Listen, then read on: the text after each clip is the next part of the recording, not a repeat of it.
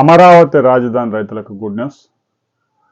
2019లో YCP ప్రభుత్వం అధికారంలోకి వచ్చిన 3 నెలలకే అమరావతి రాజధాని నాశనం చేసి 3 రాజధానుల పేరుతో 3 ముక్కలాట ఆడి 5 ఏళ్లలో విశాఖలో రుషికొండ గుండు కొరిగి ఒక ప్యాలెస్ అయితే నిర్మించారు. అమరావతిలో 29 గ్రామాల రైతులు ఇచ్చిన 34,000 ఎకరాల్లో కంప చెట్లు పెంచారు. అమరావతి నుంచే పరిపాలన అంతా కొనసాగించారు. 1000 కోట్లు దోచుకున్నారు. ఇక కర్నూలులో న్యాయ రాజధాని చేసి పడేసినారు. అయిపోయింది. ఎప్పుడైతే వైసీపీ ప్రభుత్వం 3 రాజధానుల ప్రకటన చేసిందో అమరావతి రాజధానికి భూములు ఇచ్చిన రైతుల ఆశలన్నీ అడియాసలు అయిపోయినాయి.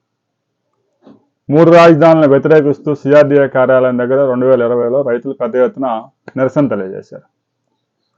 44 మంది రైతుల మీద ఎస్సీ ఎస్టీ అట్రాసిటీ కేసులు కూడా పెట్టేశారు. మరి ఇంకా అవన్నీ కోర్టులో నడుస్తూ ఉన్నాయి. కూటమి ప్రభుత్వం అధికారంలోకి వచ్చిన తర్వాత కోర్టులో ఉన్న కేసుల్ని ప్రభుత్వాలు ఒకేసారి మూసేయలేవు కాబట్టి న్యాయవాదులతో వాదనలు జరిపించి తాజాగా ఒక పెద్ద కేసు అయితే క్లోజ్ చేశారు. 44 మందికి రిలీఫ్ దొరికింది. ఇంకా అమరావతి రైతుల మీద చాలా కేసులు ఉన్నాయి. ఇది ఒక్క కేసే కాదు, అన్ని కేసులు 2-3 సంవత్సరాల్లో మొత్తం పరిష్కరించి ఒక్క రైతు మీద కూడా కేసు లేకుండా చేసే బాధ్యతను కూటమి ప్రభుత్వం తీసుకుంది. కొంతమంది న్యాయవాదులు కూడా ఆ కేసులు అప్పగించి రైతుల తరపున పోరాటం చేస్తూ ఉన్నారు. రాబోయే రోజుల్లో కోర్టులు కూడా ప్రభుత్వ వాదనలు విని కేసుల్ని క్లోజ్ చేసే అవకాశం ఉంది.